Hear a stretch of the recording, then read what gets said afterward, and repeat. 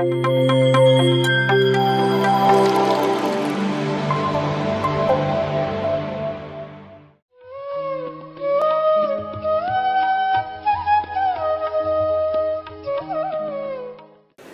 ನಮಸ್ಕಾರ. ಈ ದಿವಸ ಮಹಿಳೆ ಮತ್ತು ಆಧ್ಯಾತ್ಮ ಅನ್ನೋ ಸಬ್ಜೆಕ್ಟನ್ನು ಆಯ್ಕೊಂಡಿದ್ದೀನಿ. ಇವತ್ತು ಮಹಿಳಾ ದಸರಾ ಆದ್ದರಿಂದ. ಸೊ ಎಲ್ರಿಗೂ ನಮಸ್ಕಾರ.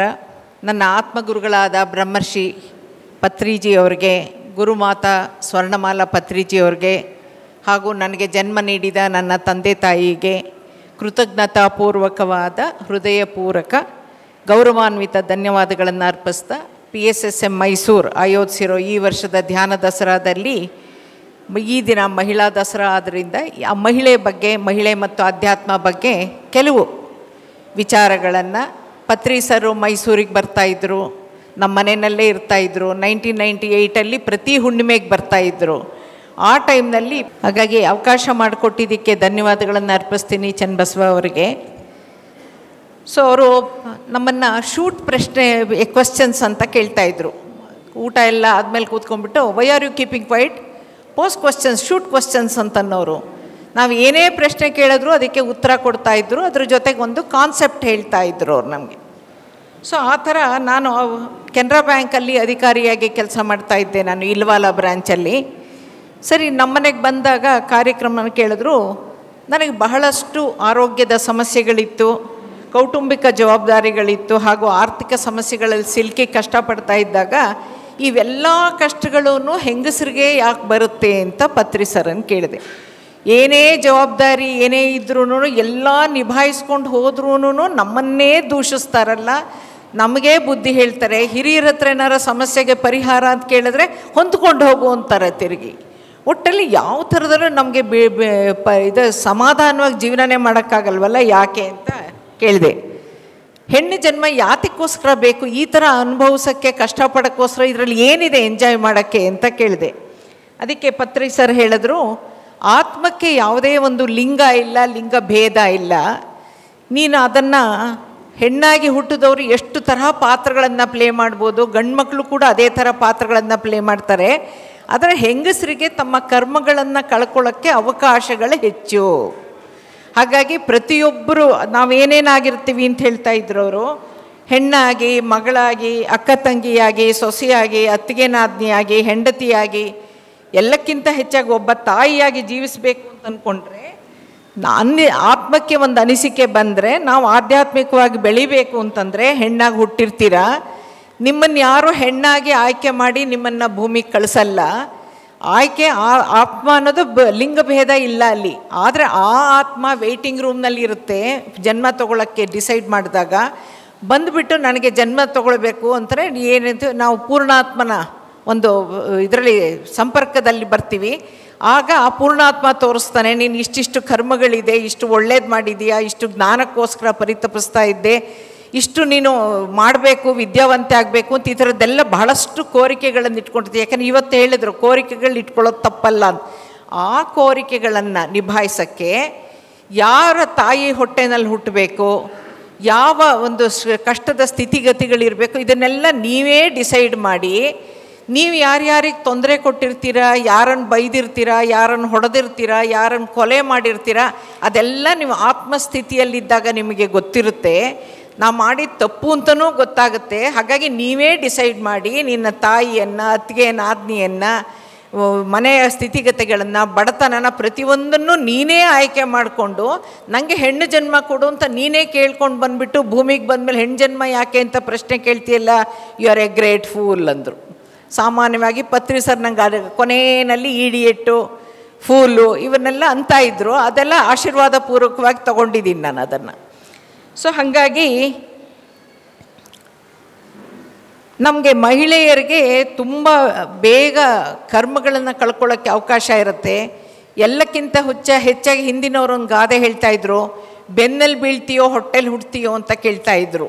ಹಾಗಾಗಿ ಬೆನ್ನಲ್ಲಿ ಬೀಳೋದು ಅಂದರೆ ಅಕ್ಕ ತಂಗಿ ಅಣ್ಣ ತಮ್ಮ ಆಗೋದು, ಹೊಟ್ಟೆಲಿ ಹುಟ್ಟೋದು ಅಂದರೂ ಮಕ್ಕಳಾಗಿ ಹುಟ್ಟೋ ಅಂಥದ್ದು. ಹಾಗಾಗಿ ನಾವು ಹೆಣ್ಣು ಅಂತ ಒಂದು ಮನೆಗೆ ಹೋದರೆ ಆ ಮನೆಯಲ್ಲಿರೋ ಎಲ್ಲ ಸ್ಥಿತಿಗತಿಗಳಿಗೂ ಹೊಂದಾಣಿಕೆ ಮಾಡಿಕೊಂಡು ಮನೆಗೆ ಕೆಲ್ಸಕ್ಕೆ ಬರೋವ್ರಿಗೂ ಹೊಂದಾಣಿಕೆ ಮಾಡ್ಕೋಬೇಕು. ಅವ್ರು ಹೇಳ್ದಂಗೆ ಕೇಳಬೇಕು, ನಾವು ಗಂಡ ಹೇಳ್ದಂಗೆ ಕೇಳಬೇಕು. ಕೆಲ್ಸಕ್ಕೆ ಹೋದರೆ ನಾನು ಇಲ್ವಾಲ ಬ್ರಾಂಚಲ್ಲಿ ಕೆಲಸ ಮಾಡ್ತಿದ್ದಾಗ ಅಲ್ಲಿ ಒಬ್ಬಳು ಡೈಲಿ ವೇಜರ್ ಇದ್ದವಳು ಕೌಂಟರು, ಕ್ಯಾಶ್ ಕೌಂಟರು ಎಲ್ಲ ಒರೆಸ್ಬೇಕಾಗಿತ್ತು. ಅವಳಿಗೆ ನೀವು ಮಾತ್ರ ಜಂಬುವಾಗಿ ಬಂದುಬಿಟ್ಟು ಬೀಗ ತೆಕ್ಕೊಂಡು ಬಂದು ಎಲ್ಲ ಮಾಡ್ತೀರಾ, ನನಗೆ ಮಾತ್ರ ಒರ್ಸಕ್ಕೆ ಹೇಳ್ತೀರಾ ಅಂತ ಒರೆಸ್ತಾ ಇರಲಿಲ್ಲ. ಕೊನೆಗೆ ನಾನು ಹೇಳಿದೆ, ಬಟ್ಟೆ ಕೊಡಮ್ಮ ನಾನೇ ಒರೆಸ್ತೀನಿ ಅಂತ. ಸೊ ಅಲ್ಲಿ ಪ್ಯೂನ್ಸು ಇವ್ರಿಗೂ ಹೊಂದಾಣಿಕೆ ಮಾಡಿಕೊಂಡು ಕೊನೆಗೆ ಅವಳು ನಾನು ಮಾಡ್ತಾ ಇದ್ದಿದ್ದು ನೋಡಿ, ಬಿಡ್ರವ ನಾನೇ ಮಾಡ್ತೀನಿ, ಏನು ಮಾಡೋಕ್ಕಾಗತ್ತೆ ಅಂತ ಅವಳೇ ನಾನು ಜಬರ್ದಸ್ತಲ್ಲಿ ತಗೊಳ್ಳಿಲ್ಲ, ಹೊಂದಾಣಿಕೆ ಮಾಡ್ಕೊಂಡು ಹೋಗ್ತಾ ಇದ್ದಾಗ ಅವಳೇ ಹೊಂದಾಣಿಕೆ. ಆ ಥರ ಹೊಂದಾಣಿಕೆ ಅನ್ನೋದು ಹೆಣ್ಣಿಗೆ ಹೇಳಿದ ಹೆಸರು ಅದು. ಆಮೇಲೆ ಅದೇ ಸತ್ಸಂಗದಲ್ಲಿ ಪಾಲ್ಗೊಂಡಿದ್ದಂಥ ಮಹಿಳೆಯೊಬ್ಬರು ಪತ್ರಿ ಸರ್ಗೊಂದು ಪ್ರಶ್ನೆ ಕೇಳಿದ್ರು, ಮುಂದೇನಾದರೂ ಜನ್ಮ ಅಂತಿದ್ರೆ ಈ ಹಾಳು ಹೆಣ್ಣು ಜನ್ಮ ಮಾತ್ರ ಬೇಡ, ನನಗಂತೂ ಹತ್ತು ಸಾಕಾಗಿದೆ, ಎತ್ತಿನ ತರಹ ನನಗೆ ದುಡ್ದು ಸಾಕಾಗಿದೆ, ಬೈಸ್ಕೊಂಡು ಅನ್ನಿಸ್ಕೊಂಡು ಸಾಕಾಗಿದೆ ಅಂತ ಬೇಸರವನ್ನು ಹೇಳ್ಕೊಳ್ತಾ ಅಳಕ್ಕೆ ಶುರು ಮಾಡಿಬಿಟ್ರು. ಅದಕ್ಕೆ ಪತ್ರಿ ಸರ್ ಹೇಳಿದ್ರು, ಕನ್ನಡ ತೆಲುಗಲ್ಲೇ ಮಾತಾಡ್ತಾ ಇದ್ದಿದ್ದವರು, ಕನ್ನಡಕ್ಕೆ ಯಾರಾದರೂ ಒಂದು ಮಾಡ್ತಾಯಿದ್ವಿ, ಟ್ರಾನ್ಸ್ಲೇಟ್ ಮಾಡ್ತಾಯಿದ್ವಿ. ಅವ್ರು ಹೇಳಿದ್ರು, ನಿಮ್ಮ ಹಿಂದಿನ ಜನ್ಮಗಳಲ್ಲಿ ಮಾಡಬಾರದ್ದನ್ನು ಮಾಡಿಬಿಟ್ಟು ಎಲ್ರಿಗೂ ಅಳಿಸಿ, ಎಲ್ಲರ ಹತ್ರ ದುಡಿಯೋಕ್ಕಾಗುತ್ತೋ ಬಿಡುತ್ತೋ ಅವ್ರ ಹತ್ರ ಎಲ್ಲ ದುಡಿಸಿ ದಂಡಿಸಿ ಎಲ್ಲ ನಿಂದಿಸಿ ಫಲಗಳನ್ನು ನಿಂದಿಸಿ ಏನೇ ಮಾಡಿದ್ದೀರಲ್ಲ, ಅದರ ಫಲಗಳೆಲ್ಲ ಎಲ್ಲಿ ಹೋಗಬೇಕು? ನಿನ್ನ ಹಿಂದೆನೇ ಇರುತ್ತೆ, ನಿನ್ನ ಜೊತೆಲೇ ಇರುತ್ತೆ, ನಿನ್ನ ಆತ್ಮದಲ್ಲೇ ಇರುತ್ತೆ. ಅದರ ಆತ್ಮಸ್ಥಿತಿಯಲ್ಲಿದ್ದಾಗ ನಿಂಗೆ ಅದು ಗೊತ್ತಾಗುತ್ತೆ. ಭೂಮಿಗೆ ಬಂದ ತಕ್ಷಣ ಭೂಸ್ಪರ್ಶ ಆದ ತಕ್ಷಣ ನಿಂಗೆ ಅದರದ್ದು ನೆನಪು ಹೊಟ್ಟೋಗ್ಬಿಡುತ್ತೆ. ಹಾಗಾಗಿ ಇದೆಲ್ಲ ಒಂದು ಶಿಕ್ಷೆ, ಕರ್ಮ ಅಂತ ಮಾತ್ಗೂ ಕರ್ಮ ಅಂತೀಯ. ಆದರೆ ಕರ್ಮ ಸವಿಸ್ಬೇಕಾದ್ರೆ ನಿನ್ನಲ್ಲಿರೋ ಹೆಣ್ಣುತನದಲ್ಲಿರೋ ಹೆಣ್ಣಿಗಿರುವಂಥ ಒಂದು ದೈವಿ ಗುಣಗಳನ್ನು ನೀನು ಅದನ್ನು ಎಚ್ಚರ ಮಾಡ್ಕೋಬೇಕು, ಅದನ್ನು ಬಳಸಬೇಕು, ಅದನ್ನು ಬೆಳೆಸ್ತಾ ಹೋಗಬೇಕು. ನಿನ್ನ ಸಹನೆ ಆ ದೈವ್ಯತ್ವ ನೋಡಿ ಮನೆಯಲ್ಲಿರೋರೆಲ್ಲರೂ ಚೇಂಜ್ ಆಗಬೇಕು. ಅದಕ್ಕೊಂದು ಅವಕಾಶ ಇರುತ್ತೆ.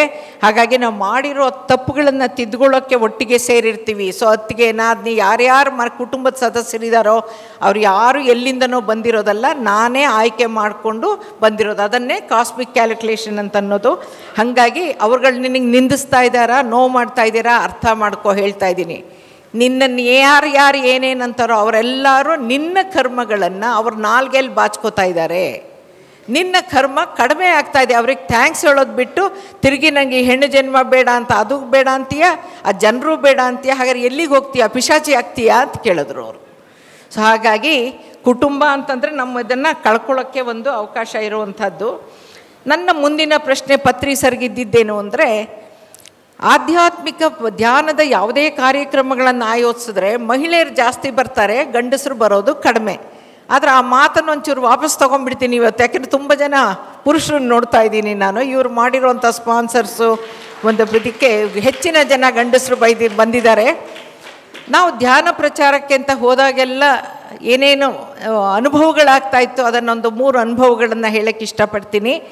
ಸೊ ಹಾಗಾಗಿ ನಮ್ಮದು ಪುರುಷ ಪ್ರಧಾನವಾದ ಸಮಾಜವಾಗಿದ್ದರೂ ಕೂಡ ಆ ಪುರುಷರೆಲ್ಲರೂ ಕೂಡ ಪತ್ರಿ ಸರ್ ಹೇಳಿದ ಉತ್ತರ ಇದು ಪುರುಷ ಪ್ರಧಾನ ಪ್ರಪಂಚ ಆದರೂ ಕೂಡ ಈ ಪುರುಷರೆಲ್ಲರೂ ಕೂಡ ಸ್ತ್ರೀಯ ಯೋನಿಯಿಂದನೇ ಬಂದಿರೋದು, ತಾಯಂದ್ರ ಗರ್ಭದಲ್ಲೇ ಬೆಳೆದಿರೋದು, ತಾಯಂದ್ರ ಹಾಲೇ ಕುಡಿದಿರೋದು, ತಾಯಿಯ ಮಡ್ಲಲ್ಲಿ ಬೆಳೆದಿದ್ದಾರೆ, ತಾಯಿಯ ಪಾಲನೆ ಪೋಷಣೆಯಲ್ಲಿ ಬೆಳೆದವರೇನೆ.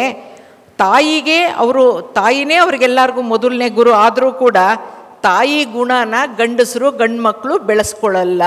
ಹಾಗಾಗಿ ಅವರು ಗಡಸು ಮಾತು ಹೇಳೋದೆಲ್ಲ ಹೊರಟಾಗಿ ಹೇಳ್ತಾರೆ. ನಾನು ಯಜಮಾನ ಅನ್ನೋದಿರುತ್ತೆ, ಅಹಂಕಾರ ಯಾರು ಆಚೆ ಬಂದ ಮೇಲೆ ಹೊಡಿಬೇಡಿ ಅಂತ ಪತ್ರಿ ಸರ್ ಹೇಳಿದ ಮಾತು ನಾ ಹೇಳ್ತಾ ಇರೋದು. ಹಾಗಾಗಿ ಹೆಚ್ಚಿನ ಪುರುಷರು ಮೂಲಾಧಾರ ಚಕ್ರದಲ್ಲಿರ್ತಾರೆ. ಲೌಕಿಕವಾಗಿ ಅವರು ಅಂದರೆ ಯಾವಾಗ ಏನಾದರೂ ಗಂಡಸ್ಗೂ ಹೆಣ್ಣಸ್ಗೂ ಸ್ವಭಾವ, ನಡವಳಿಕೆ, ಮಾತು, ಮೃದುತ್ವ ಇದೆಲ್ಲ ಮಾತಾಡಿದಾಗ ಗಂಡಸರಿಗೆ ಟೆಸ್ಟೋಸ್ಟಿರಾನ್ ಹಾರ್ಮೋನ್ ಇದೆ, ಹೆಂಗಸರಿಗೆ ಪ್ರೊಜೆಸ್ಟ್ರಾನ್ ಹಾರ್ಮೋನ್ ಇದೆ ಅಂತ ಕ್ಲಾಸ್ ತಗೋತಾರೆ. ಅಂದರೆ ಅವರ ಸ್ವಭಾವತಃನೇ ಅವರು ಒರಟು, ಮಾತು, ಜೋರು, ಅಹಂಕಾರ ಅವೆಲ್ಲ ಸಹಜವಾಗಿರುತ್ತೆ. ಅದಕ್ಕೆ ಪತ್ರಿ ಸರ್ ಹೇಳಿದ್ರು, ಪುರುಷರಲ್ಲಿ ಕೂಡ ಸ್ತ್ರೀ ತತ್ವ ಎಲ್ರಿಗೂ ಇರುತ್ತೆ. ಯಾವಾಗ್ಲೂ ಸ್ತ್ರೀ ಮತ್ತು ಪುರುಷ ತತ್ವ ಎರಡೂ ಸೇರಿ ಒಬ್ಬ ವ್ಯಕ್ತಿಯಾಗಿರ್ತಾನೆ. ನಾವು ಗಂಡಸಾಗಿ ಹುಟ್ಟಿದ್ರೆ ಒಂದು ಸ್ತರದಲ್ಲಿ ಯಾವುದನ್ನು ಬೇಕೋ ಅದನ್ನು ಪ್ರಧಾನವಾಗಿ ಜಾಸ್ತಿ ಮಾಡ್ಕೋತೀವಿ. ಹೆಣ್ಣಾದರೆ ನಮಗೆ ಹೊಂದ್ಕೋಬೇಕು ಅಂತ ನಮ್ಗೆ ಹೇಳಿರೋದ್ರಿಂದ ನಮ್ಮ ಒಂದು ಇಮೋಷನ್ಸನ್ನು, ಭಾವನೆಗಳನ್ನು ತಡ್ಕೊಂಡು ನಾವು ಅದನ್ನು ಅದಕ್ಕೆ ಹೊಂದಾಣಿಕೆ ಮಾಡ್ಕೊಂಡು ಹೋಗ್ತಾ ಇರ್ತೀವಿ. ಪುರುಷರ ಆಧ್ಯಾತ್ಮಿಕ ಬೆಳವಣಿಗೆ ಅನ್ನೋದು ಮೂಲಾಧಾರ ಚಕ್ರದಿಂದ ಶುರುವಾಗಬೇಕು. ಆದರೆ ಹೆಂಗಸರ, ಸ್ತ್ರೀಯರ, ಮಹಿಳೆಯರ ಬೆಳವಣಿಗೆ ಅನಾಹತ ಚಕ್ರದಿಂದ ಆಗತ್ತೆ. ಹಾಗಾಗಿ ಆಧ್ಯಾತ್ಮಿಕ ಬೆಳವಣಿಗೆ ಅಂದರೆ ಸ್ತ್ರೀಯರಿಗೆ ಅನಾಹತ ಚಕ್ರದಿಂದ, ಪುರುಷರಿಗೆ ಮೂಲಾಧಾರ ಚಕ್ರದಿಂದ ಆಗುತ್ತೆ. ಹಾಗಾಗಿ ಅದನ್ನು ಕಲಿಯೋ ಬದಲಿಗೆ ಅಂದ್ರೇನು, ನಾನು ಕಲಿಬೇಕು ಅನ್ನೋ ಉತ್ಸಾಹ, ಆಧ್ಯಾತ್ಮಿಕ ತೃಷೆ, ಜ್ಞಾನ ತೃಷೆ ಅವ್ರಿಗೆ ಮೂಲಾಧಾರದಿಂದ ಶುರುವಾಗ್ಕೊಂಡು ಬರಬೇಕಾಗಿರೋದ್ರಿಂದ ಅವರು ಪ್ರೋಗ್ರಾಮ್ಗಳಿಗೆ ಬರಲ್ಲ. ನಾವು ಕಾರ್ಯಕ್ರಮಗಳಿಗೆ ಭಾಗವಹಿಸಿ ಅಂತ ಎಲ್ಲರನ್ನು ಕರೆಯೋಕ್ಕೆ ಹೋದಾಗ ಹೆಂಗಸರು ಹೊರಟ್ರೆ, ಆಯ್ತು ಸದ್ಯ ಹೋಗು, ಅದೇನು ಕಲ್ತ್ಕೊಂಬ ಹೋಗು, ನನಗೆ ಅವೆಲ್ಲ ಕರಿಬೇಡ, ನೀನು ಬೇಕಾದ್ರೆ ಹೋಗು ಅಂತ ನಮಗೆ ಪರ್ಮಿಷನ್ ಕೊಟ್ಟರೆ ಅದೇ ಒಂದು ದೊಡ್ಡದು. ಹಾಗಾಗತ್ತೆ. ಪತ್ರಿ ಸರ್ ಹತ್ರ ಇನ್ನೊಂದು ಪ್ರಶ್ನೆ ಕೇಳಿದೆ ನಾನು. ಹೆಣ್ಣಿಗೆ 6 ಗುಣಗಳಿರಬೇಕು ಅನ್ನುವಂಥ ಒಂದು ಸಂಸ್ಕೃತ ಶ್ಲೋಕದ ಬಗ್ಗೆ ಕೇಳಿದೆ. ಆ ಶ್ಲೋಕ ಯಾವುದು ಅಂದರೆ, ಕಾರ್ಯೇಷು ದಾಸಿ, ಕರಣೇಶು ಮಂತ್ರಿ, ಭೋಜೇಶು ಮಾತಾ, ಶಯನೇಶು ರಂಭ, ರೂಪೇಶು ಲಕ್ಷ್ಮಿ, ಕ್ಷಮಯಾ ಧರಿತ್ರಿ, ಷಟ್ ಧರ್ಮಯುಕ್ತ ಕುಲಧರ್ಮ ಪತ್ನಿ ಅಂತ ಇದೆ. ಅದಕ್ಕೆ ಪತ್ರಿ ಸರನ್ನು ಕೇಳಿದೆ, ಈ ಥರ ಇದೆಯಲ್ಲ ಅಂತ. ಅವ್ರಿಗೆ ಸಂಸ್ಕೃತ ತುಂಬ ಚೆನ್ನಾಗಿ ಬರ್ತಾ ಇದ್ದಿದ್ರಿಂದ ಅದರ ವಿವರಣೆ ನಾನೇನು ಕೊಡಬೇಕಾಗಿರಲಿಲ್ಲ ಪತ್ರಿ ಸರ್ಗೆ. ಆದರೆ ಇಲ್ಲಿ ಹೇಳ್ತೀನಿ ಆ ಶ್ಲೋಕದ ಅರ್ಥ ಏನು ಅಂದರೆ, ಆಳಿನ ಥರ ಕೆಲಸ ಮಾಡೋ ಅಂಥವಳು, ಮಂತ್ರಿ ತರಹ ಸಲಹೆ ಸೂಚನೆಯನ್ನು ಕೊಡೋ ಅಂಥವಳು, ಆಹಾರ ಬಡಿಸುವಾಗ ತಾಯಿ ಅಂತಿರೋಳು, ಶಯನದಲ್ಲಿ ರಂಭೆಯಂತೆ ತೃಪ್ತಿಪಡಿಸೋಳು, ಲಕ್ಷ್ಮಿಯಂತೆ ಸುಂದರವಾಗಿರೋಳು, ಅಲಂಕಾರ ಮಾಡಿಕೊಂಡಿರೋಳು, ಭೂಮಿಯಷ್ಟು ತಾಳ್ಮೆಯಿಂದ ಕ್ಷಮಿಸುವಂತಹವಳು, ಈ 6 ಸದ್ಗುಣಗಳನ್ನು ಹೊಂದಿರೋಳು ಕುಲಧರ್ಮ ಪತ್ನಿ ಅಂತ ಇದೆಯಲ್ಲ. ಹಾಗೆ ಪುರುಷರಿಗೆ ಹೇಗಿರಬೇಕು ಅನ್ನೋಕ್ಕೂ ಯಾವುದಾದ್ರೂ ಶ್ಲೋಕ ಇದೆಯಾ ಅಂತ ಪತ್ರಿ ಸರಿಗೆ ಕೇಳಿದೆ. ತಕ್ಷಣವೇ ನನ್ನ ಮಖ ನೋಡಿಬಿಟ್ಟು, you want a shloka? There is no necessity of shloka ಅಂದ್ಬಿಟ್ಟು ಹೇಳಿದ್ರು. Are you not happy that only women are described wonderfully because they have proved to be more intelligent, more efficient, multi task oriented. You should feel proud that men cannot do all these together ಅಂತ ಹೇಳಿದ್ರು. ಅಂದರೆ ಸ್ತ್ರೀಯರು ತುಂಬ ಜಾಣರು, ಸಾಮರ್ಥ್ಯ ಇರೋರು, ಹಾಗೂ ಹಲವಾರು ಕೆಲಸಗಳನ್ನು ಒಟ್ಟಿಗೆ ಒಂದೇ ಸಮಯದಲ್ಲೇ ಮಾಡೋಕ್ಕೆ ಆಗುವಂಥ ಸಾಮರ್ಥ್ಯ ಇರೋರು ಅನ್ನೋದನ್ನು ಹೇಳಿದ್ದಾರೆ. ಕುಟುಂಬದಲ್ಲೇ, ಸಂಸಾರದಲ್ಲಿ ನಿಮ್ಮ ಪ್ರಾಮುಖ್ಯತೆನ ದಾಖಲಿಸಿದಾರಲ್ಲ, ನೀವು ಖುಷಿ ಪಡಬೇಕು. ಜೊತೆಗೆ ಪುರುಷರಿಗೆ ನಿಮ್ಮಂತೆ ಹಲವಾರು ಕೆಲಸಗಳನ್ನು ಒಟ್ಟಿಗೆ ಒಮ್ಮೆಗೆ ಮಾಡೋಕ್ಕಾಗಲ್ಲ. ಹೆಣ್ಣು ನಿಭಾಯಿಸುವಷ್ಟು ಪಾತ್ರಗಳನ್ನು ಪುರುಷರು ನಿಭಾಯಿಸೋಕ್ಕಾಗಲ್ಲ ಅಂತ ಹೇಳಿದ್ದಾರೆ.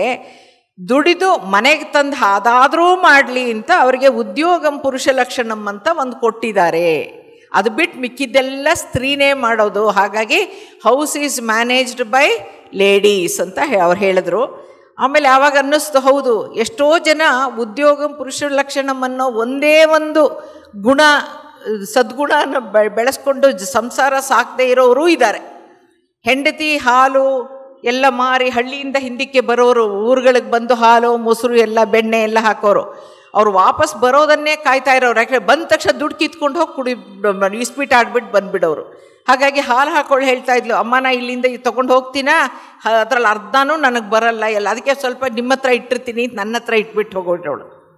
ಹಾಗೆ ಪತ್ರಿ ಸರ್ ಹೇಳಿದ್ದು, ಅವರು ಇನ್ನೊಂದು ವಿವರಣೆ ಕೊಟ್ಟರು ಪತ್ರಿ ಸರು. ಹಿಂದಿನ ಕಾಲದಲ್ಲಿ ಆ ಶ್ಲೋಕವನ್ನು ಮಾಡುವಾಗ ಆ ಕಾಲಕ್ಕೆ ಹೆಣ್ಣಿಗೆ ಪ್ರಾಪಂಚಿಕ ವಿದ್ಯೆ ಕೊಡ್ತಾ ಇರಲಿಲ್ಲ, ಸಂಪಾದನೆ ಮಾಡಿ ಸಂಸಾರ ನಡೆಸಬೇಕು ಅನ್ನೋ ಅವಶ್ಯಕತೆಯೂ ಇರಲಿಲ್ಲ. ಸಂಸಾರವನ್ನು ಸರಿ ತೂಗಿಸ್ಕೊಂಡು ಹೋಗೋಷ್ಟು ಮಾತ್ರ ಜ್ಞಾನ ಕೊಡ್ತಾಯಿದ್ರು, ಮನೆ ಕೆಲಸ ಕಲಿಸ್ತಾ ಇದ್ರು. ಹಾಗಾಗಿ ಮೂಲಾಧಾರದಿಂದ ಅನಾಹತ ಚಕ್ರದವರೆಗೂ ಅವರಿಗೆ ಅನುಭವಪೂರ್ವಕವಾದ ಜ್ಞಾನವನ್ನು ಕೊಡ್ತಾಯಿದ್ರು. ಗಂಡಸರಿಗೆ ಸಂಪಾದನೆ ಮಾಡೋವರೆಗೂ ಅವ್ರ ಮನೇಲೂ ಇರ್ತಿರ್ಲಿಲ್ಲ, ಅಂದರೆ ಮನೇಲಿ ಕಡಿಮೆ ಅವರ ಇನ್ವಾಲ್ವ್ಮೆಂಟ್ ಇದ್ದಿದ್ದರಿಂದ ಅವರು ಮೂಲಾಧಾರದಲ್ಲೇ ಇರ್ತಾಯಿದ್ರು ಅನ್ನೋದೊಂದು ಹೇಳಿದ್ರು. ಆಮೇಲೆ ಇನ್ನೊಂದೆರಡು ಅಂಶಗಳು ಪತ್ರಿ ಸರ್ ಹೇಳಿದ್ರು. ಅವ್ರು 6 ಹೇಳಿದಾರಲ್ವ ಗುಣನ, ನಾನು 2 ಸೇರಿಸ್ತೀನಿ ಗುಣನ. ಅದರಲ್ಲೇನಂತೆ, ಆ ಕಾಲದಲ್ಲಿ ಅವ್ರು ಹೇಳಿದ್ದು 6 ಸರಿ ಇತ್ತು ಹೆಣ್ಣಿಗೆ, ಅವ್ರಿಗೆ ವಿದ್ಯೆ ಬೇಡ, ಅವ್ರು ಸಂಸಾರ ತುಗಿಸ್ಕೊಂಡ್ರೆ ಅಂತ. ನಾನು ಇವತ್ತಿನ ದಿವಸಕ್ಕೆ ಹೇಳ್ತೀನಿ, ಇನ್ನೂ 2 ಗುಣಗಳನ್ನು ನಾನು ಸೇರಿಸ್ತಾ ಇದ್ದೀನಿ. ತನಗೆ, ತನ್ನ ಕುಟುಂಬಕ್ಕೆ, ಲೋಕಕ್ಕೆ ಒಳತಾಗಲಿ ಅಂತ ಸಂಕಲ್ಪ ತೊಟ್ಟು ಧ್ಯಾನಮಗ್ನಳಾಗುವವಳು, ಮಕ್ಕಳು 2 ವರ್ಷದವ್ರು ಆಗಿರುವಾಗಲೇ ಧ್ಯಾನದಲ್ಲಿ ತೊಡಗಿಸೋವಳು ಕುಲಧರ್ಮ ತಾಯಿ. ಇಡೀ ಕುಟುಂಬವನ್ನು ಧ್ಯಾನ ಕುಟುಂಬವನ್ನಾಗಿ ಮಾಡೋವಳು ಕುಲಧರ್ಮ ಸ್ತ್ರೀ ಅಂತ ಪತ್ರಿ ಸರ್ ಹೇಳಿದ್ರು. ಒಂದನ್ನು ಸೇರಿಸಿದ್ರು. ಇನ್ನೊಂದು ಯಾವುದು ಅಂದರೆ, ಈಗಿನ ಮಹಿಳೆಯರು ವಿದ್ಯಾವಂತರು, ಉದ್ಯೋಗದಲ್ಲೂ ಇರಬೇಕಾಗಿರೋದ್ರಿಂದ ಧರ್ಮಶಾಸ್ತ್ರದಲ್ಲಿ ಇಲ್ಲದೇ ಇರೋವಂಥ, ಶ್ಲೋಕದಲ್ಲಿ ಇಲ್ಲದೇ ಇರೋವಂಥ 8ನೇ ಗುಣವನ್ನು ಈಗಿನ ಪುರುಷರು ಫಿಕ್ಸ್ ಮಾಡಿದ್ದಾರೆ. ಅದನ್ನು ಮದುವೆ ಆಗೋಕ್ಕೆ ಇಚ್ಛೆ ಇರೋವಂಥ ಗಂಡೇನೆ ಉದ್ಯೋಗದಲ್ಲಿರೋಳೇ ನನ್ನ ಹೆಂಡತಿಯಾಗಿ ಬರಬೇಕು ಅಂತ ಅಪೇಕ್ಷಿಸ್ತಾ ಇರೋದನ್ನು ನಾವು ನೋಡ್ತಾ ಇದ್ದೀವಿ. ಹಾಗಾಗಿ ಹೆಣ್ಣಿನಿಂದ ಅಪೇಕ್ಷಿಸುವಂಥ 8ನೇ ಗುಣಲಕ್ಷಣ ಉದ್ಯೋಗಂ ಸ್ತ್ರೀ ಲಕ್ಷಣಂ. ಅದು ಕೂಡ ಹೆಣ್ಣಿಗೆ ಬಂತು. ಈಗ ಸಂತೋಷ ಆಗಲಿಲ್ವಾ ಅಂತ ಕೇಳಿದ್ರು. ಲೋಕಾರೂಢಿಯಾಗಿ ದುಡ್ದು ಸಂಪಾದಿಸೋ ಹೆಣ್ಣೆ ಬೇಕು ಅಂತ ಕೇಳ್ತಾರೆ. ಈಗ ಫಸ್ಟ್ ನೋಡಿದ ತಕ್ಷಣ ವರ್ಕ್ ಜಾಬಲ್ಲಿ ಇದ್ದಾಳ, ಎಂಪ್ಲಾಯ್ಮೆಂಟಲ್ಲಿ ಇದ್ದಾಳ, ಏನು ಓದಿದ್ದಾಳೆ, ಅದು IT ಅಂದರೆ ಬೇರೆ ಪ್ರಿಫರೆನ್ಸು. ಈ ಥರ ಉದ್ಯೋಗಂ ಸ್ತ್ರೀ ಲಕ್ಷಣ ಪುರುಷ ಲಕ್ಷಣ ಅನ್ನೋದನ್ನು ಅದನ್ನು ನಿಮಗೆ ಕೊಟ್ಬಿಟ್ಟಿದ್ದಾರಲ್ಲ, ಉದ್ಯೋಗಂ ಸ್ತ್ರೀ ಲಕ್ಷಣಂ ಅಂತ ಹೇಳಿದ್ರು. ಹಾಗಾಗಿ PSSMನ ದೇವೋದ್ದೇಶ ಧ್ಯಾನ ಪ್ರಚಾರ, ಜ್ಞಾನ ಪ್ರಸಾರ. ನಿನ್ನೆ ವೇದಿಕೆಯಲ್ಲಿ ಒಂದು ವಿಶೇಷವಾದ ಕಾರ್ಯಕ್ರಮವನ್ನು ಆಯೋಜಿಸಿದ್ರು. ಧ್ಯಾನ ಕುಟುಂಬ ಅಂತ ಒಂದು ಕುಟುಂಬವನ್ನು ಗುರುತಿಸಿ ಓಪನ್ ಇಂಟ್ರ್ಯಾಕ್ಷನ್ ಇತ್ತು. ಆ ಪ್ರಶ್ನೋತ್ತರಗಳಿಂದ ಅಧ್ಯಾತ್ಮ ಆಸಕ್ತರು, ಹೊಸಬರು ತಿಳ್ಕೊಳ್ಬೇಕಾದಂಥ ಒಂದು ಬಹಳಷ್ಟು ಮುಖ್ಯವಾದ ವಿಚಾರಗಳಿತ್ತು. ಅದರಲ್ಲಿ ಒಂದು ನನಗೆ ತುಂಬ ಇಷ್ಟ ಆಗಿದ್ದೇನು ಅಂತಂದರೆ, ಚಿಲ್ಡ್ರನ್ ಲರ್ನ್ ಬೈ ಇಮಿಟೇಷನ್. ಅಂದರೆ ಮನೆಯಲ್ಲಿ ನೀವೇನು ಪಾಠ ಹೇಳ್ಕೊಡ್ತೀರೋ, ಕಲಿಸ್ತೀರೋ ಅದನ್ನೆಲ್ಲ ದಿನನಿತ್ಯದ ಅಭ್ಯಾಸದಲ್ಲಿ ಕಲ್ತ್ಕೊಂಡ್ಬಿಡ್ತಾರೆ. ಆದರೆ ನಿಮ್ಮಲ್ಲಿರುವಂಥ ಒಂದು ದೈವಿ ಗುಣಗಳು, ಕರುಣೆ, ಮಮತೆ, ಪ್ರೀತಿ, ವಿಶ್ವಾಸ, ಪೋಷಣೆ, ಇಂಥ ಎಲ್ಲ ಗುಣಗಳನ್ನು ನಿಮ್ಮಿಂದ ನೋಡಿ ಅವರು ಕಲಿಬೇಕಾಗಿರೋದ್ರಿಂದ ಮೊದಲಿಗೆ ತಾಯಿಯಾದವರು, ತಂದೆಯಾದವರು ಮಕ್ಕಳು ಯಾವ ಥರ ಇರಬೇಕು, ಯಾವ ಥರ ಬೆಳಿಬೇಕು, ಅವ್ರು ಹೆಂಗೆ ರೂಪುಗೊಳ್ಳಬೇಕು ಅಂತ ನಿಮ್ಮ ಇಚ್ಛೆ ಇದೆಯೋ, ಮೊದಲಿಗೆ ಆ ಥರ ನೀವಿಬ್ಬರೂ ನಡ್ಕೊಂಡು ಅದನ್ನು ಮಕ್ಕಳಿಗೆ ತೋರಿಸ್ಬೇಕು. ಆಗ ಮಕ್ಕಳಿಗೆ ಅದನ್ನೇ ನೆನೆ ದಿವಸ ಇವರು ಮೀನಾ ಕಾಕುಬಾಳ್ ಹೇಳಿದ್ದು, ನಾವು ಮಕ್ಕಳಿಗೆ ಧ್ಯಾನ ಮಾಡು ಅಂತ ಹೇಳಲ್ಲ, ನಾವು ಫೋರ್ಸ್ ಮಾಡಲ್ಲ, ನಾವು ಮಾಡ್ತೀವಿ. ನಮ್ಮನ್ನು ನೋಡಿಕೊಂಡು ಫೋನ್ ಬಂದಾಗ ಫೋನ್ ತೊಗೊಂಡು ಕಾರ್ಯಕ್ರಮಗಳಲ್ಲಿ ಅವರ ಅನುಭವಗಳನ್ನು ಹಂಚಿಕೊಂಡಾಗ ಅವ್ರಿಗೂ ಧ್ಯಾನದಲ್ಲಿ ಏನೋ ಇರಬೇಕು. ಅದಕ್ಕೆ ನಮ್ಮ ಅಪ್ಪ ಅಮ್ಮ ಇಬ್ಬರು ಧ್ಯಾನ ಮಾಡ್ತಾರೆ ಅಂಥೇಳಿ ಅವರೂ ಧ್ಯಾನದಲ್ಲಿ ತೊಡಗ್ತಾರೆ ಅಂತ ಹೇಳಿದ್ರಲ್ಲ, ಖಂಡಿತವಾಗ್ಲೂ ಚಿಲ್ಡ್ರನ್ ಲರ್ನ್ ಬೈ ಇಮಿಟೇಷನ್.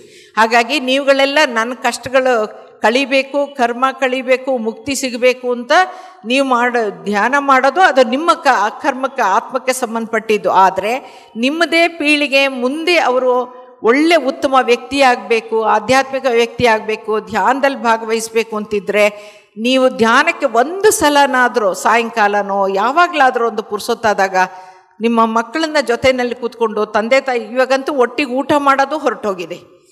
ಎಲ್ಲರೂ ಟೈಮಲ್ಲಿ ತಟ್ಟೆಗೆ ಹಾಕ್ಕೊಂಡು TV ಮುಂದೆ ಕೂತ್ಕೊಂಡು ತಿನ್ನೋದು ಅಭ್ಯಾಸ ಆಗಿದೆ. ಹಾಗಾಗಿ ಕುಟುಂಬದ ಕಾನ್ಸೆಪ್ಟ್ ನೆನ್ನೆ ದಿವಸ ಮಾಡಿ ತುಂಬ ಸಂತೋಷ ಆಯಿತು. ಅಕ್ಕಂಗಿ ಇರೋ ಅಣ್ತಮ್ಮಂದರು, ಅತ್ತಿಗೆನಾದ್ನೀರು ಪ್ರತಿಯೊಬ್ಬರೂ ಧ್ಯಾನದಲ್ಲಿದ್ದು ಇಡೀ ಕುಟುಂಬ ಧ್ಯಾನ ಆಗಿದ್ದು ಅವರನ್ನು ಕರೆದು ಗುರುತಿಸಿ ಅವರನ್ನು ಸನ್ಮಾನಿಸಿ ಒಂದು ಜಗತ್ತಿಗೆ ಒಂದು ಸಂದೇಶವನ್ನು ಕೊಟ್ಟಿದ್ದು ಬಹಳ ಸಂತೋಷ ಅಂತ ಅನ್ನಿಸ್ತು. ಹಾಗಾಗಿ ಅದನ್ನು ನಾವೆಲ್ಲರೂ ಅಳವಡಿಸ್ಕೊಳ್ಬೇಕು ಅಂತ ಅನಿಸುತ್ತೆ.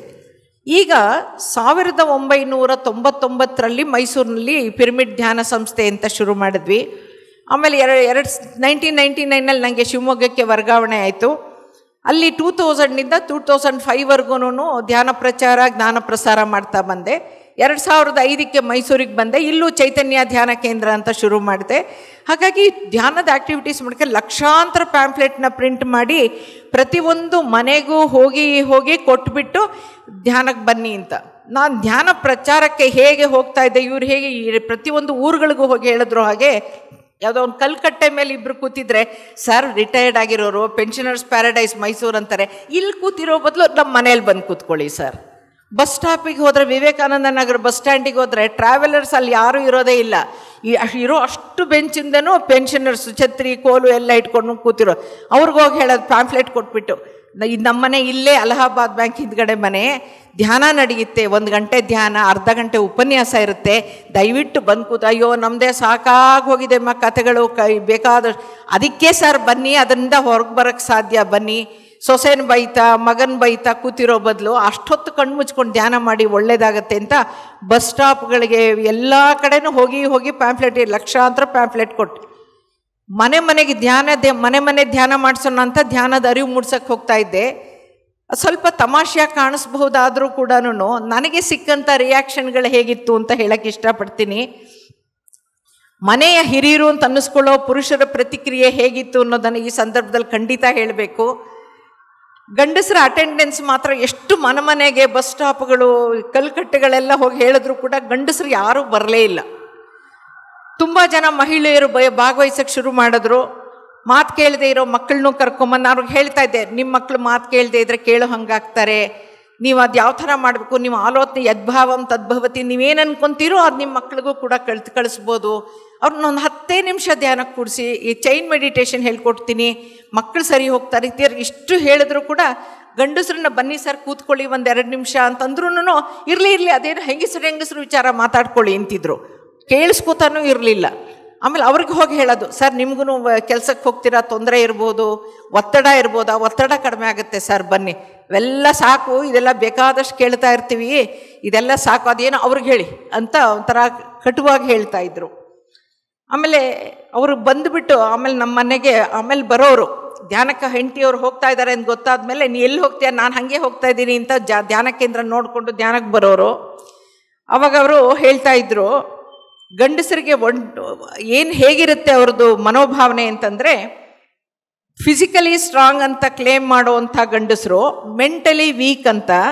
ಆವಾಗಲೇ ನನಗೆ ಗೊತ್ತಾಗಿದ್ದು, ಗಂಡಸರಿಗೆ ಒಬ್ಬಂಟಿತನದ ಭಯ, ಇನ್ಸೆಕ್ಯೂರಿಟಿ ಕಾಡುತ್ತೆ ಅವ್ರಿಗೆ ಊಟ ತಿಂಡಿ ಬಗ್ಗೆ ಚಿಂತೆ, ಮಕ್ಕಳನ್ನ ಸಾಕೋ ಜವಾಬ್ದಾರಿ ಅವ್ರಿಗೆ ಬೇಡ ಅನ್ನೋದನ್ನು ಅವ್ರುಗಳೇ ವ್ಯಕ್ತಪಡಿಸಿದ್ರು. ಹೇಗೆ ಹೇಳಿದ್ರು ಅಂದರೆ, ಧ್ಯಾನ ಅಂತ ಹೋಗಿ ನಮ್ಮನ್ನೆಲ್ಲ ತೊರೆದು ನಮ್ಮನ್ನು ಅನಾಥರನ್ನಾಗಿ ಮಾಡಿ ಯಾವುದಾದ್ರೂ ಆಶ್ರಮಕ್ಕೆ ಹೋಗಿಬಿಡ್ತಾಳೋ ಅಂತ ನನಗೆ, ಅವಳು ಕಣ್ಣು ಮುಚ್ಚಿದ್ರೆ ಸಾಕು ನಾನು ಹೋಗ್ಬಿಟ್ಟು ಕಿರಿಕಿರಿ ಮಾಡ್ತೀನಿ, ಸಹಕರಿಸಲ್ಲ, ಮಕ್ಕಳನ್ನ ಕಳಿಸ್ಬಿಟ್ಟು ಎಬ್ಬಿಸ್ತೀನಿ ಅಂತ ಗಂಡಸರೇ ಬಂದು ನಮ್ಮ ಧ್ಯಾನ ಕೇಂದ್ರಕ್ಕೆ ಬಂದು ಹೇಳಿದ್ರು. ಅವ್ರಿಗೆ ಭಯ, ಒಂಟಿ ಆಗಿಬಿಟ್ರೆ, ಅವಳು ಬಿಟ್ಟು ಹೋಗಿಬಿಟ್ರೆ ನಾನೇನು ಮಾಡೋದು, ಮತ್ತು ಊಟ ತಿಂಡಿಗೆ ಏನು ಮಾಡೋದು, ಕೆಲಸಕ್ಕೆ ಏನು ಮಾಡೋದು ಸರ್, ನೀವೇನೋ ಕರೆದ್ಬಿಡ್ತೀರಾ, ಅವ್ರು ಬಂದಿಲ್ಲ ಆರಾಮಾಗಿ ಕಣ್ಣು ಮುಚ್ಕೊಂಡು ಕೂತ್ಕೊಂಡ್ಬಿಡ್ತಾರೆ, ನಾವೆಲ್ಲ ಏನು ಮಾಡೋಣ ಅಂತ ಹೇಳಿದ್ರು. ಇನ್ನು ಕೆಲವು ಗೃಹಸ್ಥರು ನಮ್ಮ ಧ್ಯಾನ ಕೇಂದ್ರಕ್ಕೆ ಬರ್ತಾ ಇದ್ದ ಹೊಸ ಧ್ಯಾನಿಗಳ ಯಜಮಾನರುಗಳು ಹೇಳಿದ್ರು, ಪ್ರತ್ಯೇಕವಾಗಿ ನೀವು ಎಷ್ಟೊತ್ತಿಗೆ ಸಿಗ್ತೀರ, ಒಂದು 5 ನಿಮಿಷ ಮಾತಾಡಬೇಕು ಅಂತ ಬರ್ತಾಯಿದ್ರು. ಅವರ ಭಯವನ್ನು ವ್ಯಕ್ತಪಡಿಸಿದ್ದಾರೆ. ಹೇಗೆ ಅಂದರೆ, ನೀವು ಅದೇನು ಹೇಳ್ಕೊಟ್ಟಿದ್ದೀರೋ ಗೊತ್ತಿಲ್ಲ, ರೂಮ್ನಲ್ಲಿ ಒಬ್ಬಳೇ ಕಣ್ಣು ಮುಚ್ಕೊಂಡು ಸಂಸಾರನೂ ಬೇಡ ಏನೂ ಬೇಡ ಅನ್ನೋ ಹಾಗೆ ಕೂತ್ಕೊಂಡು ಬಿಟ್ಟಿರ್ತಾಳೆ. ನಾನು ಅವಳ ಹೆಸರನ್ನ ಒಂದು 4 ಸಲ ಕರಿತೀನಿ, ಆದರೂ ಅಂತ ಕೂಡ ಅನ್ನಲ್ಲ. ಈ ನಡುವೆ ಅವಳ ಮಾತು ಕೂಡ ಕಡಿಮೆ ಆಗಿಬಿಟ್ಟಿದೆ. ಅವಳೆಲ್ಲಿ ಬ್ರಹ್ಮಕುಮಾರಿಗೋ ಅದ್ಯಾವುದೋ ಸಮಾಜಕ್ಕೋ ಆಶ್ರಮಕ್ಕೋ ಸೇರ್ಕೊಂಡು ಬಿಡ್ತಾಳೋ ಏನೋ ಅನ್ನೋ ಭಯ ನನಗೆ ಕಾಡ್ತಾ ಇದೆ. ಆಮೇಲೆ ನಾನು ನನ್ನ ಊಟ ತಿಂಡಿಗೆ ಏನು ಮಾಡಬೇಕು, ಮನೆ ಕೆಲಸ ಮಾಡೋರು ಯಾರು, ನನಗಿನ್ನೂ 40 ವರ್ಷ, ಇದು ಕೇಳಿಸ್ಕೊಳ್ಳಿ, ನನಗಿನ್ನೂ 40 ವರ್ಷ ಮೇಡಮ್, ನಾನು ಸನ್ಯಾಸಿ ಜೀವನ ನಡೆಸ್ಬೇಕಾ ನಿಮ್ಮ ಧ್ಯಾನದಿಂದ? ನಮ್ಮ ಜೀವನಕ್ಕೆ ದಯವಿಟ್ಟು ಕಲ್ಲು ಹಾಕಬೇಡಿ. ಅದಕ್ಕೆ ಅವಳು ಕಣ್ಣು ಮುಚ್ಚಿದ್ರೆ ಸಾಕು, ಕಾಲಿಂಗ್ ಬೆಲ್ ಒತ್ತಿಸ್ತೀನಿ, ಮಕ್ಕಳನ್ನ ಕಳಿಸ್ಬಿಟ್ಟು ಎಬ್ಸು ಅಂತೀನಿ, ಒಂದು ತೊಟ್ಟು ಕಾಫಿ ಕೊಡೆ ಅಂತ ಕೇಳ್ತೀನಿ ಮಕ್ಕಳನ್ನ. ಆಮೇಲೆ ಅವಳದಿರಲಿ, ನನಗಿರೋ ಒಬ್ಬನೇ ಮಗನನ್ನು ಕಣ್ಣು ಮುಚ್ಚಿಸ್ ಕೂಡಿಸ್ತಾಳೆ.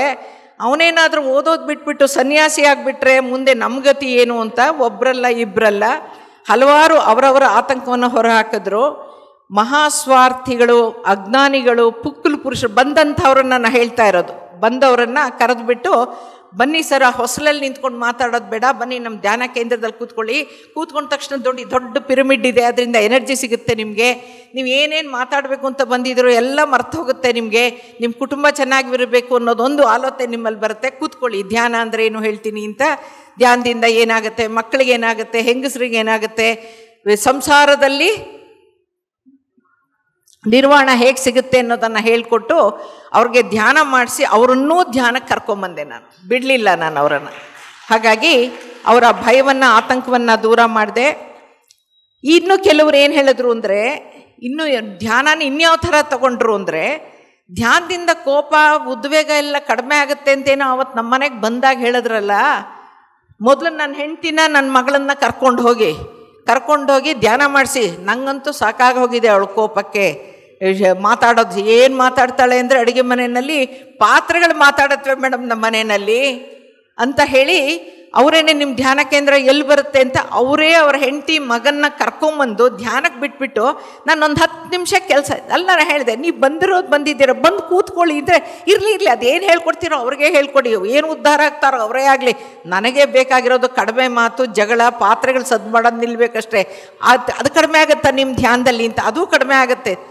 ಅದಾದಮೇಲೆ 1 ತಿಂಗಳಾದ್ಮೇಲೆ ಬಂದುಬಿಟ್ಟು ಹೇಳಿದ್ರು, ನೀವು ಹೇಳಿದ ನಿಜ ಮೇಡಮ್, ಪಾತ್ರೆಗಳು ಕಡಿಮೆ ಗಲಾಟೆ ಮಾಡ್ತಾ ಇವೆ, ಆ ಮಾತುಗಳು ಕಡಿಮೆ ಆಗ್ತಾ ಇದೆ, ಹಾಗಾಗಿ ಜಗಳ ಕಡಿಮೆ ಆಗಿದೆ ಅಂತ. ಅದಕ್ಕೋಸ್ಕರ ನಾನು ಪುರುಷರಲ್ಲಿ ವಿನಂತಿ ಮಾಡೋದೇನೆಂದರೆ, ನಿಮ್ಮ ಕುಟುಂಬ ಚೆನ್ನಾಗಿರಲಿ, ಸ್ನೇಹ ಭಾವದಲ್ಲಿ ನೀವೆಲ್ಲರೂ ಗಂಡ ಹೆಂಡತಿ ಮಕ್ಕಳು ಇರಲಿ, ಸಂಬಂಧಗಳನ್ನು ಉಳಿಸ್ಕೊಳ್ಳಿ, ನಿಮ್ಮಲ್ಲೂ ಕೂಡ ಇರುವಂಥ ಸ್ತ್ರೀತತ್ವವನ್ನು ಎಚ್ಚರ ಮಾಡಿಕೊಳ್ಳಿ ಅಂತ ಹೇಳಕ್ಕೆ ಇಷ್ಟಪಡ್ತೀನಿ. ಮಹಿಳೆಯರ ಇರುವಿಕೆಯನ್ನು ಗಮನಿಸದೇ ಇರುವಂಥ ಕುಟುಂಬದ ಸದಸ್ಯರ ಹಿರಿಯರ ಒತ್ತಡಗಳಿಗೆ ಟೀಕೆಗಳಿಗೆ ಮಣಿದು ಸಾಕಾದಾಗ, ಎಷ್ಟು ದುಡಿದ್ರೂ ಯಾರಿಗೂ ತೃಪ್ತಿ ಇಲ್ಲ ಅಂತ ಅನ್ನಿಸ್ದಾಗ ಬೇಜಾರಾಗಿ ಒಬ್ಬರು ಹೆಣ್ಣು ಬಂದು ಹೇಳಿದ್ದು, ಯಾವುದಾದ್ರೂ ಆಶ್ರಮಕ್ಕೆ ಹೋಗಿ ಸೇರ್ಕೊಂಡ್ಬಿಡ್ತೀನಿ, ಅಲ್ಲಿ ಅಡುಗೆ ಮಾಡಿದ್ರು ಪರವಾಗಿಲ್ಲ, ಮನೇಲಿದ್ರು 2 ಹೊತ್ತೇ ತಿನ್ನೋದು, ಆಶ್ರಮದಲ್ಲಿದ್ದರು 2 ಹೊತ್ತೇ ತಿನ್ನೋದು, ಹೋಗಿ ಅಡುಗೆ ಕೆಲಸಕ್ಕೆ ಸೇರ್ಕೊಂಡ್ಬಿಡ್ತೀನಿ ಅಂತ ಬೇಜಾರಾಗಿ ಹೇಳಿದ್ರಂತೆ. ಆವಾಗ ಅವ್ರ ಗಂಡ ಹೇಳಿದ್ರಂತೆ, ಅದಕ್ಕೆ ಎಲ್ಲಿ ಹೋಗಿ ಏನಾರು ಸೇರ್ಕೊಂಡ್ಬಿಡ್ತೀವೋ ನಮ್ಮನ್ನು ಬಿಟ್ಟೊಟ್ಟಾಗ್ತದೆ, ನಮಗೆ ಬೇಯಿಸಿ ಹಾಕೋದನ್ನು ತಪ್ಪಿಸ್ಕೊಳಕ್ಕೆ ನೀನೇನೋ ಮಾಡ್ತಾ ಇದೀಯಾ ಅಂತ, ಅದಕ್ಕೆ ನಾನು ಧ್ಯಾನಕ್ಕೆ ಕಳಿಸ್ತಾ ಇಲ್ಲ ನಿನ್ನನ್ನು ಅಂತ. ಅದನ್ನು ಅವರು ಬಂದು ನನಗೆ ಹೇಳಿದ್ರು. ಮತ್ತಿರುಗಿ ಅವ್ರ ಮನೆಗೆ ಹೋಗಿ ನಾವು ಧ್ಯಾನಿಗಳೆಲ್ಲನೂ ಮನೆ ಧ್ಯಾನ ಅಂತ 41 ದಿವಸದ ಧ್ಯಾನ ಹಮ್ಮಿಕೊಂಡು ನಿಮ್ಮ ಮನೆಯಿಂದನೇ ಶುರು ಮಾಡ್ತೀನಿ ಸರ್ ಅಂತ ಭಾನುವಾರದ ದಿನಾನೇ ಆಯ್ಕೆ ಮಾಡಿಕೊಂಡು ಅವರನ್ನು ಕೂಡಿಸಿ ಧ್ಯಾನ ಮಾಡಿಸಿ ಅವ್ರ ಮನೆಯವರೆಲ್ಲರೂ ಧ್ಯಾನ ಮಾಡೋಕ್ಕೆ ಶುರುವಾಯಿತು. ಅವರು ಕೂಡ ಧ್ಯಾನ ಪ್ರಸಾರ ಅಲ್ಲೊಂದು ಧ್ಯಾನ ಕೇಂದ್ರ ಇದೆ ಇಂಡಿಯನ್ ಬ್ಯಾಂಕ್ ಹಿಂದೆ, ಚೆನ್ನಾಗಿರುತ್ತೆ, ಒಳ್ಳೆ ವಿಚಾರ ಹೇಳ್ಕೊಡ್ತಾರೆ. ನಮ್ಗೆ ಯಾವುದೋ ಸಮಸ್ಯೆ ಪರಿಹಾರ ಸಿಗಲ್ವೋ ಅದೆಲ್ಲ ಅದರಲ್ಲಿ ಸಿಗೋದಕ್ಕೆ ಅವಕಾಶ ಮಾಡ್ತಾರೆ. ಫಸ್ಟು ನಮ್ಮ ಹೆಂಡತಿರ ಗಲಾಟೆನ ಜೋರು ಬೈಯೋದು ಗಲಾಟೆ ಎಲ್ಲ ಕಡಿಮೆ ಮಾಡ್ತಾರೆ ಸರ್ ಅಂತ ಅವ್ರ ಗಂಡಸರಿಗೆ ಧ್ಯಾನ ಪ್ರಸಾರ ಮಾಡೋಕ್ಕೆ ಶುರು ಮಾಡಿದ್ರು. ಯಾವುದೇ ಸತ್ಸಂಗದಲ್ಲೂ ಕೂಡ ಮಹಿಳೆಯರೇ ಜಾಸ್ತಿ ಭಾಗವಹಿಸೋದು ಅನ್ನೋ ಮಾತು 100ಕ್ಕೆ 100 ಸತ್ಯ ಆದರೂ ಕೂಡ ಮನೆಯಲ್ಲಿ ಧ್ಯಾನದಲ್ಲಿ ತೊಡಗೋಕೆ 108 ವಿಘ್ನಗಳಿರೋದು ಕೂಡ 100% ಸತ್ಯ. ಗಂಡಸರು ಸಹಕರಿಸ್ತೇ ಇದ್ದರೆ ನಾವು ಧ್ಯಾನಕ್ಕೂ ಹೋಗೋಕ್ಕಾಗಲ್ಲ, ಸತ್ಸಂಗಕ್ಕೂ ಹೋಗೋಕ್ಕಾಗಲ್ಲ. ಹಾಗಾಗಿ ಮನೆಯಲ್ಲಿ ಪುರುಷರ ಪ್ರೋತ್ಸಾಹ ಮತ್ತು ಸರ್ಕಾರ ದೊರೆತಿದ್ದೇ ಆದರೆ ಮಕ್ಕಳನ್ನೂ ಧ್ಯಾನದಲ್ಲಿ ತೊಡಗಿಸಿದ್ರೆ, ಅವರು ಟೀನೇಜಿಗೆ ಬಂದಾಗ 2 ವರ್ಷ ಬುದ್ಧ ಹೇಳಿರೋದೇ ಅದು, 2 ವರ್ಷದ ಮಕ್ಕಳಿಂದ ಧ್ಯಾನದಲ್ಲಿ ತೊಡಗಿಸಿದ್ರೆ. ಪತ್ರಿ ಸರ್ ಈ ಸಂಬಂಧಕ್ಕೆ ಒಂದು ವಿಚಾರ ಹೇಳಿದ್ರು, ಅದನ್ನು ಹೇಳಿಬಿಡ್ತೀನಿ ಇವಾಗ. ಆತ್ಮಗಳು ಭೂಮಿಗೆ ಬರುತ್ತಲ್ಲ, ಮೊದಲು 7 ವರ್ಷ ಆ ಮಗು ಅನ್ನೋದು ಪೂರ್ಣಾತ್ಮನ ಜೊತೆ ಸಂಪರ್ಕ ಹೊಂದಿರುತ್ತೆ. ಸಹಜವಾಗೇ 3rd ಐ ಮಗುಗೆ ಓಪನ್ ಇರುತ್ತೆ. ನಾವು ಮಕ್ಕಳೇನಾರು ಅಳಕ್ಕೆ ಶುರು ಮಾಡಿಬಿಟ್ರೆ ದೃಷ್ಟಿ ತೆಗಿಯೋಕ್ಕೆ ಪೊರಕೆ ಕಡ್ಡಿಗಳಿಗೆ ಅಗ್ನಿ ಸ್ಪರ್ಶ ಮಾಡಿ ನಿವಾಳಿಸ್ತೀವಲ್ವ, ಅದು ಯಾತಕ್ಕೆ ಅಂತ ಪತ್ರಿ ಸರ್ನ ಕೇಳಿದೆ. ಅವಾಗ ಪತ್ರಿ ಸರ್ ಒಂದು ಕಾನ್ಸೆಪ್ಟ್ ಕೊಟ್ಟರು. ಏನು ಅಂದರೆ, ಮೊದಲು 7 ವರ್ಷ ಆ ಆತ್ಮ ಸಮಾಜಕ್ಕೆ ಪರಿಚಯ ಆಗಲ್ಲ. ತಾಯಿ ತಂದೆ ಕುಟುಂಬ ಜೊತೆಗೆ ಅವನು ಎಲ್ಲಿಂದ ಬಂತೋ ಅದು ಮತ್ತು ಪೂರ್ಣಾತ್ಮ ಒಂದೇ. ಸೊ ಆ ಮಗುಗೆ ಗೊತ್ತಿರೋದೇನು ಅಂದರೆ ಬೆಳಕು ಅನ್ನೋದು ಒಂದೇ ಗೊತ್ತಿರೋದು. ಹಾಗಾಗಿ ಆ ಮಗು ಅಳಕ್ಕೆ ಶುರು ಮಾಡಿದ್ರೆ ಅದಕ್ಕೆ ನಾನು ಎಲ್ಲೋ ಬಂದುಬಿಟ್ಟಿದ್ದೀನಿ, ಏನೋ ಆಗಿಬಿಟ್ಟಿದೆ ಅಂತ ಅತ್ತಾಗ ನೀವು ಆ ಬೆಂಕಿ ಇದು ಮಾಡಿದ್ರೆ ಕಡ್ಡಿ ಏನೂ ಮಾಡಲ್ಲ, ಆ ಬೆಳಕನ್ನು ತೋರಿಸಿ ಮೂವ್ ಮಾಡಿದಾಗೆಲ್ಲ ನೋಡುತ್ತಲ್ಲ, ಆವಾಗ ನಾನು ಆ ಊರ್ಧ್ವ ಲೋಕದಲ್ಲೇ ಇದ್ದೀನಿ, ಬೆಳಕಿನ ಲೋಕದಲ್ಲೇ ಇದ್ದೀನಿ, ಪೂರ್ಣಾತ್ಮನೇ ಜೊತೆನೇ ಇದ್ದೀನಿ ಅಂತ ಅವು ಅಳು ನಿಲ್ಲಿಸುತ್ತೆ ಅಂತ ಒಂದು ಕಾನ್ಸೆಪ್ಟ್ ಹೇಳಿದ್ರು. ಅದೇ ಸಮಯದಲ್ಲಿ ಈ ಮಕ್ಕಳನ್ನು ಬೆಳೆಸೋ ಬಗ್ಗೆ ಒಂದು ಕಾನ್ಸೆಪ್ಟ್ ಹೇಳಿದ್ರು. ಅದು ಹೇಳಿಬಿಟ್ಟು ಮುಗಿಸ್ತೀನಿ ನಾನು.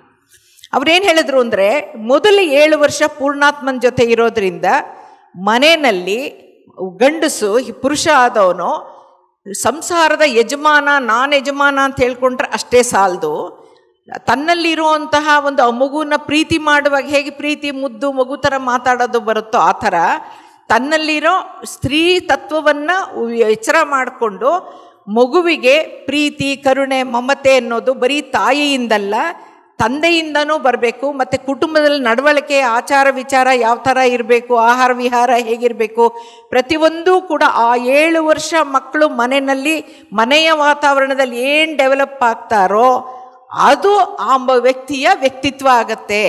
ಆದರೆ ಈಗೆಲ್ಲ 2 ವರ್ಷ 10 ತಿಂಗಳಾಗಿರಲ್ಲ, 3 ವರ್ಷ 10 ತಿಂಗಳಾಗಿರಲ್ಲ, ಪ್ಲೇ ಹೋಮು ಅದು ಇದು ಅಂತ ಕಳಿಸ್ಬಿಟ್ಟು ಫಸ್ಟು ಮನೆಯಲ್ಲಿ ಅಮ್ಮ ಅಂದರೆ ಸೆಕ್ಯೂರಿಟಿ ಅಂತ ಇತ್ತು. ಸ್ಕೂಲ್ಗೆ ಹೋಗೋಕ್ಕೆ ಶುರು ಮಾಡಿದ ತಕ್ಷಣ ಮ್ಯಾಮ್ ಅಂತ ಅನ್ನುತ್ತವೆ. ನಾವೇನಾರು ಹೇಳಿದ್ರೆ ಅಮ್ಮ ಹೇಳಿದ ಮಾತು ಕೇಳಲ್ಲ ಅವು.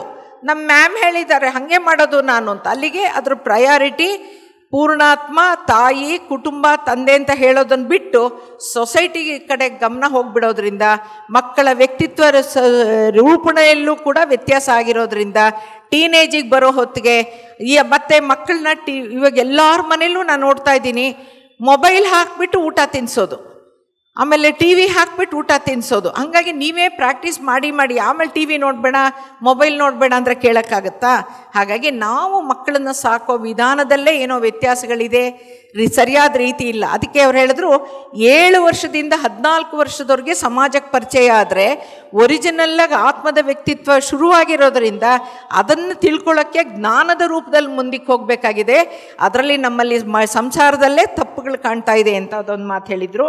ತಾಯಿ ಒಬ್ಬಳಾದ್ರೂ ಮನೆಯಲ್ಲಿ ಧ್ಯಾನ ಮಾಡಿದ್ರೆ ಮಕ್ಕಳನ್ನು ಪ್ರತಿದಿನ ಸಂಜೆ ಕೈಕಾಲು ತೊಳ್ಕೊಂಬೋದು, ಓದೋಕ್ಕೆ ಕೂತ್ಕೊಳ್ಳೋಕೆ ಮುಂಚೆ ಮಕ್ಕಳನ್ನು ಕೂಡಿಸ್ಕೊಂಡು ಧ್ಯಾನ ಮಾಡಿ ಚೈನ್ ಮೆಡಿಟೇಷನ್ ಮಾಡೋಕ್ಕಾದ್ರೆ ಅದು ಮಾಡಿದ್ರೆ ಮಕ್ಕಳಿಗೂ ಆಯಾಸ ಆಗಿರುತ್ತೆ, ಬೇಜಾರಾಗಿರುತ್ತೆ, ಜಗಳ ಆಡಿರ್ಬೋದು, ಏನೇ ಆದರೂ ಕೂಡ ಕಣ್ಣು ಮುಚ್ಚಿದ ತಕ್ಷಣ ನಾಳೆ ದಿವಸ ವಿದ್ಯಾರ್ಥಿ ದಸರಾ ಇರೋದ್ರಿಂದ ನಿಮಗೆ ಈ ಧ್ಯಾನಕ್ಕೂ ಮಕ್ಕಳಿಗೂ ಹೇಗೆ ಹೆಲ್ಪ್ ಆಗುತ್ತೆ ಅನ್ನೋದನ್ನು ತಿಳಿಸ್ಕೊಡ್ತಾರೆ.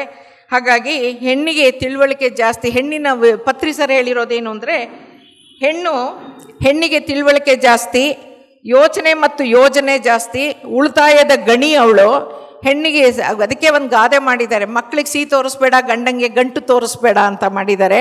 ಹಾಗಾಗಿ ಮನೋಸ್ಥೈರ್ಯ ಜಾಸ್ತಿ. ಈಗ ಹಿಂದೆ ಎಲ್ಲ 10-8 ಮಕ್ಕಳು ಇರ್ತಾಯಿದ್ರು. ಒಂದು ತಾಯಿ ಗಂಡ ಸತ್ತು ಹೋದರೆ ತಾಯಿ ಆದವಳು ಅಷ್ಟು ಮಕ್ಕಳನ್ನು ಸಾಕಿ ಮುಂದೆ ತರ್ತಿದ್ಲು. ಆದರೆ ಅಷ್ಟು ಮಕ್ಕಳು ಸೇರಿ ಒಂದು ತಾಯಿನ ಸಾಕಲ್ಲ. ಇವತ್ತಿನ ವೃದ್ಧಾಶ್ರಮ ಎಲ್ಲ ಬಂದಿರೋದು ಹೇಗೆ ಅಂದರೆ ಇಂಥ ಒಂದು ಸಂಸ್ಕಾರ, ಆಚಾರ ವಿಚಾರ ಬರದೇ ಇರೋದ್ರಿಂದ. ಅದರಿಂದ ಪ್ರತಿ ಮನೆಯಲ್ಲಿ ತಾಯಿ ಹೆಂಡತಿ ಆದವಳು ಧ್ಯಾನ ಕಲ್ತ್ಕೊಂಡು ಮಕ್ಕಳನ್ನ ಧ್ಯಾನದಲ್ಲಿ ತೊಡಗಿಸಿದ್ದೆ ಆದರೆ, ಇಡೀ ಕುಟುಂಬವನ್ನು ಧ್ಯಾನ ಕುಟುಂಬ ಮಾಡಿದ್ದೆ ಆದರೆ, ನೀವೇನು ಸಮಸ್ಯೆ ಅನ್ಕೋತಾ ಇದ್ದೀರೋ ಆ ಸಮಸ್ಯೆಗಳೇ ಅಲ್ಲ. ನಾವುಗಳೇ ಹಿಂದಿನ ಜನ್ಮಗಳಲ್ಲಿ ಮಾಡಿ ಬಂದಿರೋದನ್ನು, ಕರ್ಮಗಳನ್ನು ಕಳ್ಕೊಳ್ಳೋಕ್ಕೆ, ಕರ್ಮಗಳನ್ನು ಅಳಿಸ್ಕೊಳ್ಳೋಕ್ಕೆ ಒಂದು ಸದವಕಾಶ ಅಂತ ಹೇಳ್ತಾ ನನ್ನ 2 ಮಾತುಗಳೆಲ್ಲ ತುಂಬ ಮಾತುಗಳು ಆಡ್ಬಿಟ್ಟಿದ್ದೀನಿ. ಸೊ ಕ್ಷಮೆ ಕೋರ್ತೀನಿ. Thank you sir. Thank you. PMC Kannada channel ಅನ್ನು ಲೈಕ್ ಮಾಡಿ, ಶೇರ್ ಮಾಡಿ, ಸಬ್ಸ್ಕ್ರೈಬ್ ಮಾಡಿ ಮತ್ತು ಮಾಡಿಸಿ. ಎಲ್ಲರಿಗೂ ಧನ್ಯವಾದಗಳು.